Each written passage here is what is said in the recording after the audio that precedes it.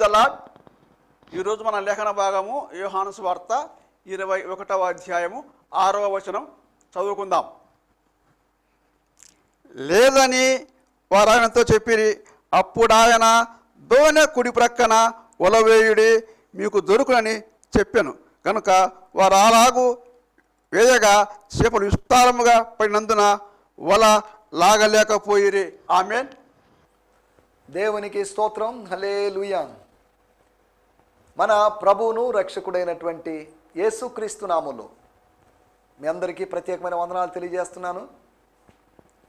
ఆయన హెచ్చవలసి ఉన్నది అనేటువంటి కార్యక్రమానికి, ఈ కార్యక్రమంలో దేవుని వాక్యాన్ని నుంచి సత్యాలు తెలుసుకోవడానికి, మర్మాలు గ్రహించడానికి, ఉపదేశాన్ని స్వీకరించడానికి ఇది మంచి సమయం. కనుక రండి దేవుని వాక్యాన్ని ధ్యానించుకుందాం. యోహాను సువార్త 21వ అధ్యాయంలోంచి మనం ధ్యానిస్తూ ఉన్నాం.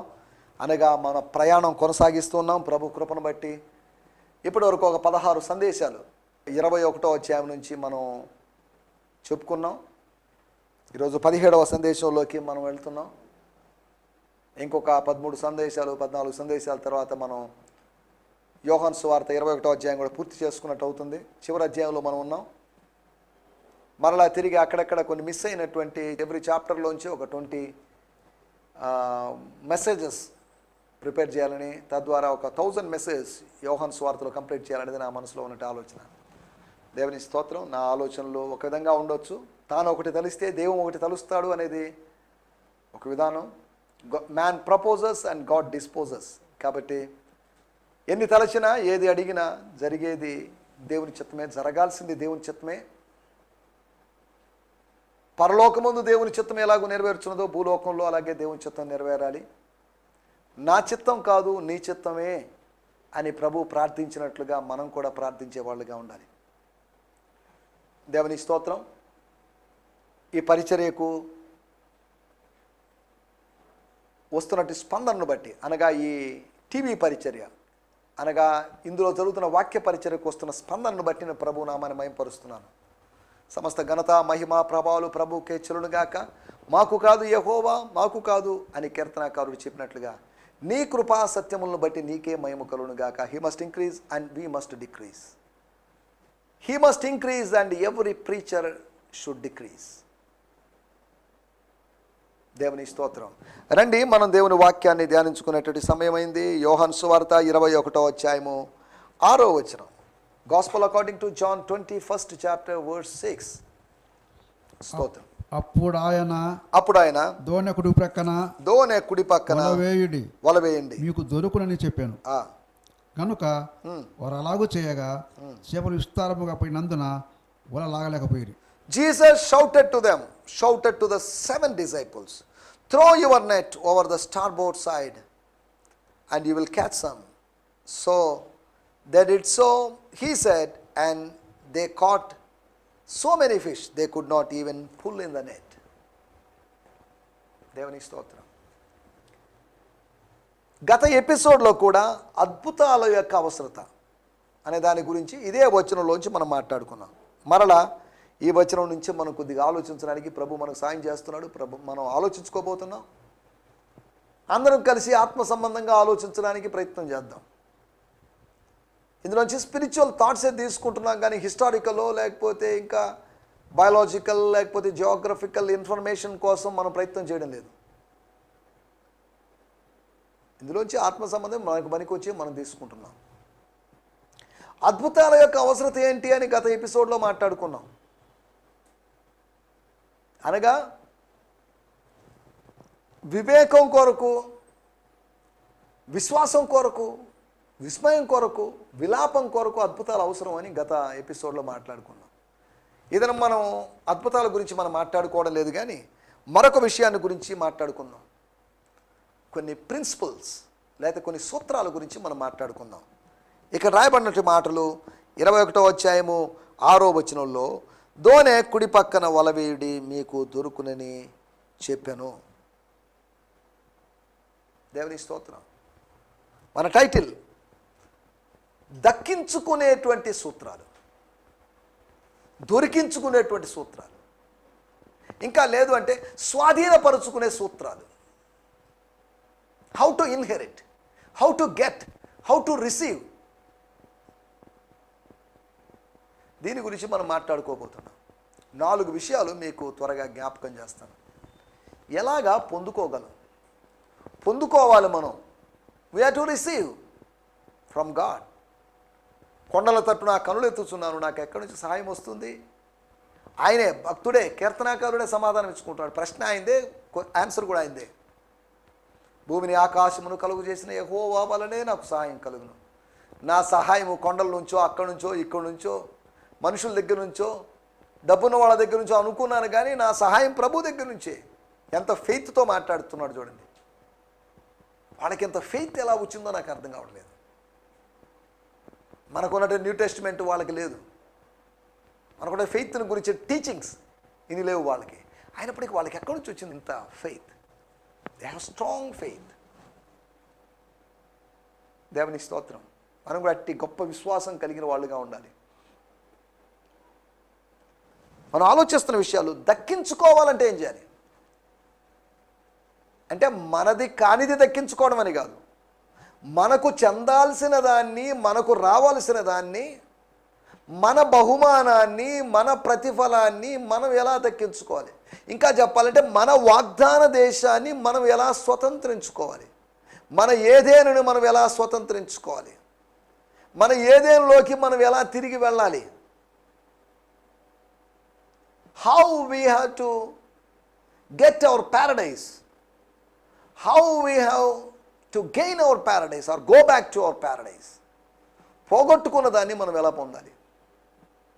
యెహోవాను బట్టి ధైర్యం తెచ్చుకున్నటువంటి దావీదు వెళ్ళాడు, తరిమాడు, సిక్లకు దాకెళ్ళాడు, చేశాడు, యుద్ధం చేశాడు. తాను పోగొట్టుకున్నదంతా తిరిగి సంపాదించుకోవడం, అవసరమైతే ఇంకా దానికన్నా ఎక్స్ట్రా కూడా సంపాదించుకుంటాడు. దావీదు పట్టుకున్న సమస్తమును సంపాదించుకున్నాడు. తిరిగి సంపాదించుకున్నప్పుడు కొంత నష్టపోతాం సాధారణంగా, కానీ దావీదు తిరిగి సంపాదించుకోవడానికి వెళ్ళి అంతా సంపాదించుకున్నాడు. మేబీ శత్రువులతో వెళ్ళినప్పుడు వాళ్ళ కొల్ల సొమ్ము కూడా, లేకపోతే వాళ్ళ దగ్గర నుంచి ధనం కూడా తీసుకొచ్చి ఉండొచ్చు. He want to restore your blessings, redeem your blessings. దేవుని స్తోత్రం. హల్లెలూయా.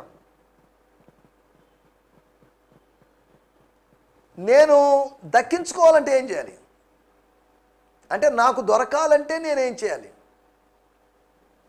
అది మనం ఆలోచించబోతున్నట్టు మాట. 4 మాటలు మనం మాట్లాడుకుందాం. మొట్టమొదటి మాట మత్తయి సువార్త 7వ అధ్యాయము 7వ వచనం. అడుగుడి మీకు ఇయ్యబడును, అడగండి మీకు ఇవ్వబడుతుంది, వెదకుడి మీకు దొరకును, తట్టుడి మీకు తీయబడును. చాలండి, నేను చదువుతున్నాను. Ask and the gift is yours, seek and you will discover, knock and the door will be opened for you. Ask, తర్జుమా చూడండి, ask and the gift is yours. అడిగితే బహుమానం మీదే. అడిగి బహుమానాన్ని పొందుకోండి. ఆపకుండా అడగండి, అడుగుతూనే ఉండండి. అడిగి అడిగి అడిగి అడిగి అనుగ్రహించేంత వరకు అడుగుతూనే ఉండండి. అనుగ్రహించబడేంత వరకు అభ్యర్థిస్తూనే ఉండండి. Ask ask ask ask ask and ask and ask until you get. నువ్వు పొందేంత వరకు అడుగుతూనే ఉండు. దేవునికి ఇష్టమైతే ఇస్తాడని, ఆయనకి ఇష్టమైతే ఇస్తాడని లేదండి. ప్రార్థించడం నా వంతు, ఆయన ఇవ్వడం ఆయన వంతు. సరేలే, ఎందుకులే, నేను అడగనులే, ఆయన ఎందుకు అన్న ధోరణిలో ఆలోచించొద్దు. Ask and ask and ask until you receive. Gift is yours. బహుమానం నీదే. అడిగిన వారికి బహుమానం ఉంది. అక్కడక్కడ మంచి ప్రశ్నలు అడిగిన వాళ్ళకి బహుమతి, ఉత్తమ ప్రశ్నకు బహుమతి 200 రూపాయలు, 300 సెక్యులర్ మ్యాగజైన్స్లో వాటిలో నేను చూస్తుంటాను. నేను అంటే మంచి ప్రశ్న వేసినా మంచి జవాబు చెప్పారో లేదో మరి తెలియదు, కానీ మంచి బహుమతి మాత్రం ఇస్తున్నారు. అదొక విధమైన ఎంకరేజ్మెంట్. దేవునికి స్తోత్రం. హల్లెలూయా.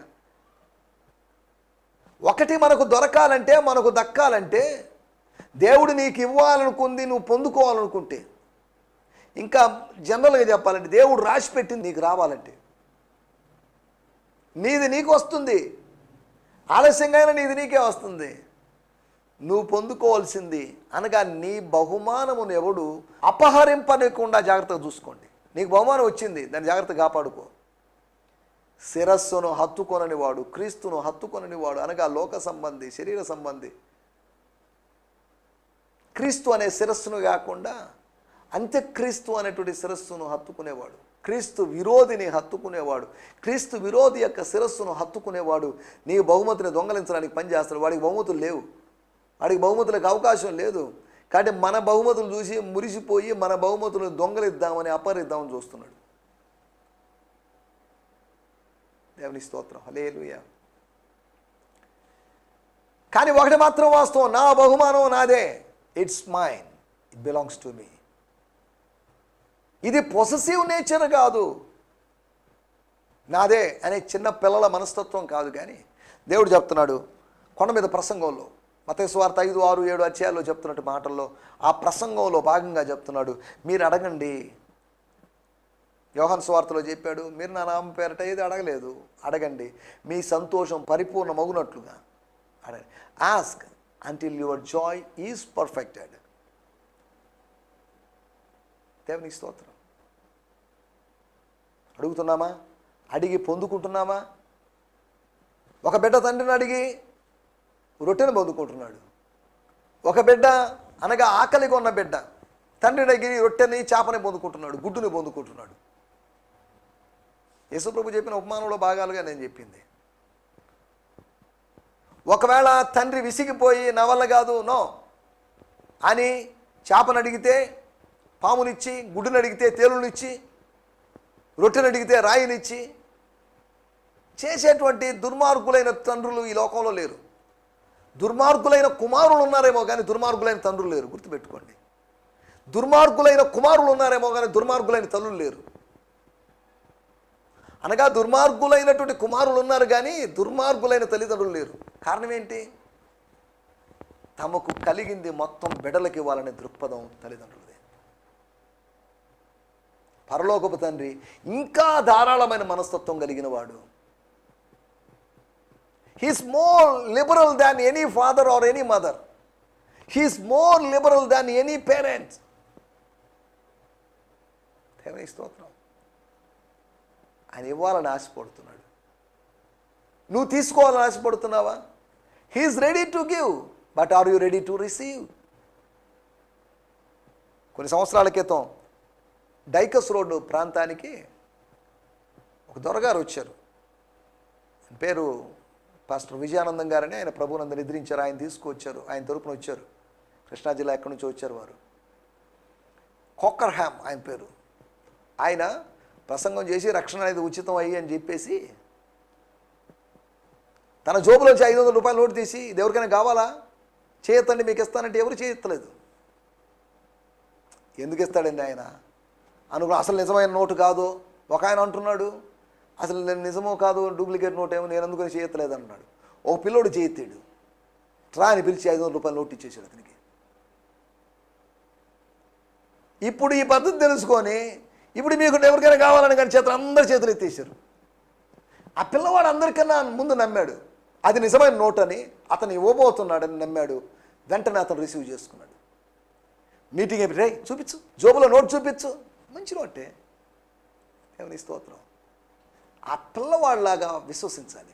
ఆయన ఎవరో, ఆ ఫారినర్ ఎవరో అతనికి పిల్లవాడికి తెలియదు. కానీ he believed that man's word.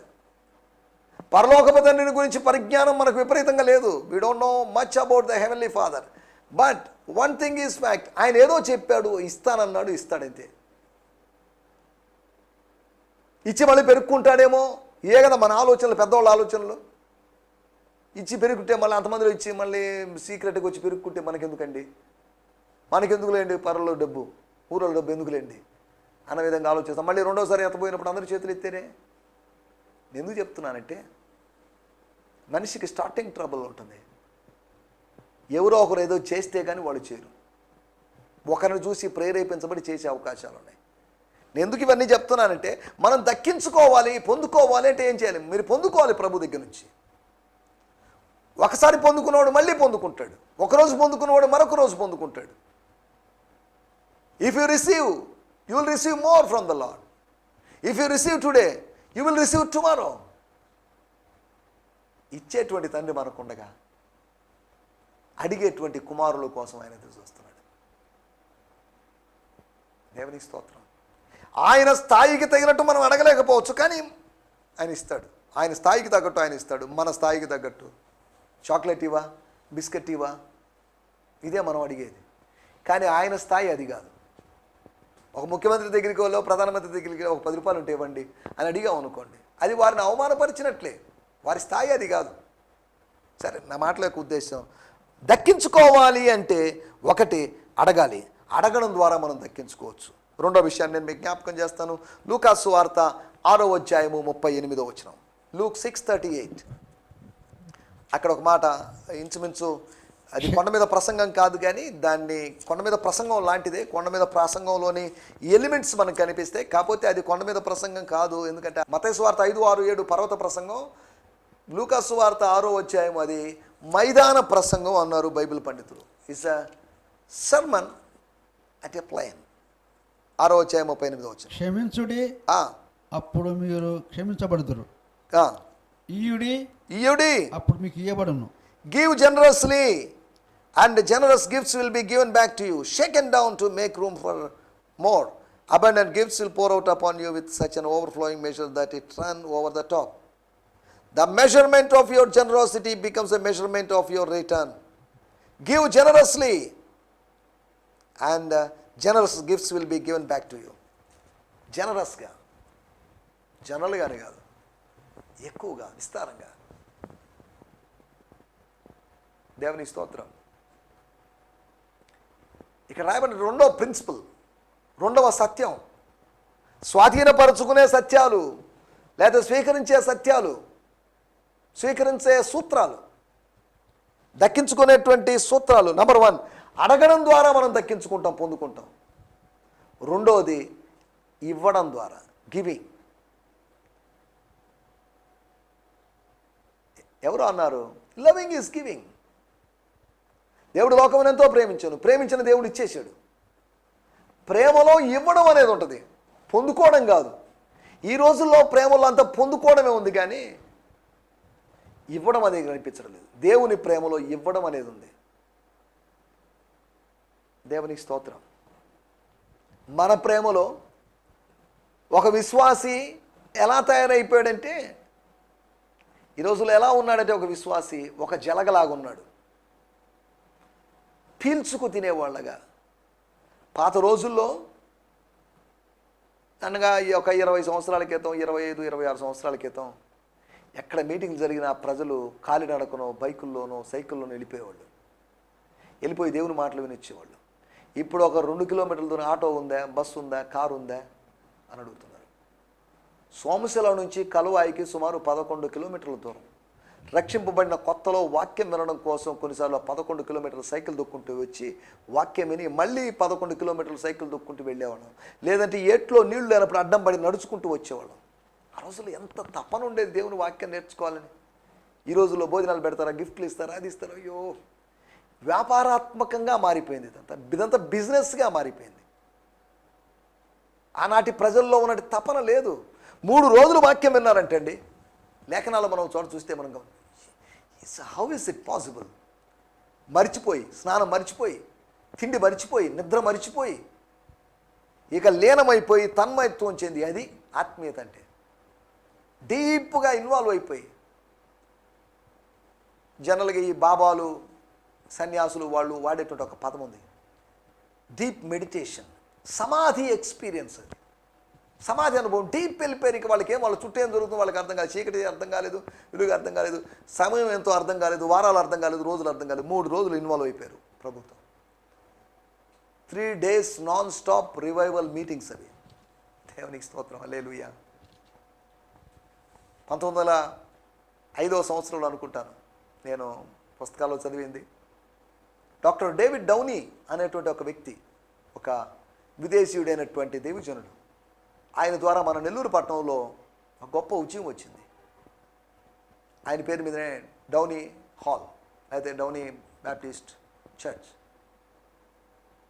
ఇప్పుడు 1905లో జరిగిన సంగతి నేను చెప్తున్నాను. నాన్ స్టాప్గా మీటింగ్ అయిపోయింది, వెళ్ళిపోండి. జనాలు వెళ్ళలేదు. జనాలు అక్కడే కూర్చొని పశ్చాత్తాపడుతూ ప్రార్థన చేసుకుంటూ కదలని పరిస్థితులు. God sent a revival. దేవుని స్తోత్రం, అందుకని నెల్లూరు పట్టణంలో ఉండి పరిచయం చేస్తున్న వాళ్ళకి సంతోషం. సుమారు 116 సంవత్సరాల క్రితం దేవుడు ఈ పట్టణాన్ని దర్శించాడు. సింహపురిని స్వర్గం దర్శించింది. అదే నా సంతోషం. అలాగైతే మరలా దేవుడు ఈ పట్టణాన్ని దర్శించే అవకాశం ఉంది. ఆ దర్శించడం, గతంలో దేవుడు దర్శించడం 1905వ సంవత్సరంలో అసూజా స్ట్రీట్లో పోర్ట్లాండ్లో జరిగిన ఉద్యమంలో భాగంగా, మహారాష్ట్రలో అక్కడ ఇక్కడ ఉద్యమం వచ్చింది. దానిలో భాగంగా ఇండియాలో, ఆంధ్రప్రదేశ్లో, నెల్లూరులో కూడా ఉద్యమం వచ్చింది. దేవుని స్తోత్రం, ప్రైజ్ గాడ్. దేవా, ఈ నగరానికి నీ ఉద్యమాన్ని పంపించినందుకు నీకు వందనాలు. అలాంటి ఉద్యమం మరలా మమ్మల్ని ఉద్యోగపరచు అని మనం నెల్లూరు పట్టణస్థులు అడగాల్సిన అవసరం ఉంది. ఇది నెల్లూరు వాళ్ళకి మాత్రమే అప్లికేబుల్ అయ్యే విషయం కాదు. ఈ మాటలు వింటున్న చిత్తూరు జిల్లా వాళ్ళైనా, పశ్చిమ గోదావరి జిల్లా వాళ్ళైనా, శ్రీకాకుళం వాళ్ళైనా దయచేసి జ్ఞాపకం చేసుకుని మనం అడిగినప్పుడు దేవుడు కార్యాలు చేస్తాడు. రెండో విషయము, ఒకటి అడగండి ఇవ్వబడుతుంది, రెండోది ఇయ్యండి మీకు ఇవ్వబడుతుంది. మూడో విషయము లూకా సువార్త 8వ అధ్యాయము 18వ వచనం. స్తోత్రం. కలిగిన వానికి ఇయ్యబడును, కలిగిన వానికి ఇవ్వబడుతుంది, లేని వాని యొద్ద నుండి తనకు కలిగినది ఉన్నది కూడా తీసివేయబడును. ఉన్నది కూడా పెరిగివేయబడుతుంది, తీసివేయబడుతుందట. దేవుని స్తోత్రం. ఏంటి దేవుని మాటల యొక్క ఉద్దేశం, ప్రభు మాటల యొక్క ఉద్దేశం? So pay careful attention to your hearts as you listen to my, even more revelations will be given to them until it overflows. అనగా కలిగిన వారికి ఇవ్వబడుతుంది, అడిగిన వారికి ఇవ్వబడుతుంది, ఇచ్చిన వారికి ఇవ్వబడుతుంది. కలిగిన వారికి అంటే పొందుకున్నవారు పొందుకున్న దానిని నిలుపుకున్నప్పుడు. లూకా సువార్త 19వ అధ్యాయంలో 26వ వచనంలో కూడా మనం ఇటువంటి మాటే మనం చూస్తాం. లూకా సువార్త 19వ అధ్యాయం 26వ వచనంలో మనం గమనిస్తే అక్కడ కూడా యేసు ప్రభు ఈ మాటను రిపీట్ చేసి చెప్తున్న మాట ఏంటంటే, కలిగిన వానికి ఇవ్వబడుతుంది. దేవుని స్తోత్రం. Yes, replied the king, but to all who have been faithful, I will give even more to them. And for the ones who have nothing, even the little they seem to me to have, I will take from them. I will give even more to them. దేవుని స్తోత్రం. కలిగిన వారికి, ఉన్నదాన్ని, పొందుకున్న దాన్ని పోగొట్టుకోకుండా పొందుకున్న దాన్ని జాగ్రత్తగా కాపాడుకుంటున్నావా? దేవునికి స్తోత్రం. నువ్వు కలిగి ఉంటే, ఏమన్నా కలిగి ఉన్నావా? దేవునికి స్తోత్రం. పొందుకుంటావు, నీకు దొరుకుతుంది. దేవుని స్తోత్రం. ఒకటి అడుగుడి మీకే ఇవ్వబడును, రెండోది ఇయుడి మీకే ఇవ్వబడును, మూడోది కలిగి ఉండండి మీకు ఇవ్వబడుతుంది. నాలుగో విషయం నేను మీకు చెప్పి ముగించేస్తాను. యోహాను సువార్త 21వ అధ్యాయము 6వ వచనము మధ్య భాగము, దోనె కుడి పక్కను వలవేయుడి మీకు దొరుకునని చెప్పి, వేయుడి మీకు దొరుకును. Caste and you will receive. వేయండి, వలన విసరండి, ప్రయత్నం చేయండి, సువార్త వలన విసరండి, మీకు దొరుకుతుంది. దేవుని స్తోత్రం. వేయుడి మీకు ఇవ్వబడును, అడుగుడి మీకు ఇవ్వబడును. అదే తెలుసు మనకు, అదే మాట చాలామందికి తెలుసు. కానీ ఇయ్యుడి మీకు ఇవ్వబడును అనే మాట ఉంది, దాన్ని మర్చిపోయాం. కలిగి ఉండండి మీకు ఇవ్వబడుతుంది. నాలుగో మాట వేయుడి. ఏమేయుడి? వేయుడి అంటే కానుక వేయండి. ఓకే, అంత మాత్రం కాదు.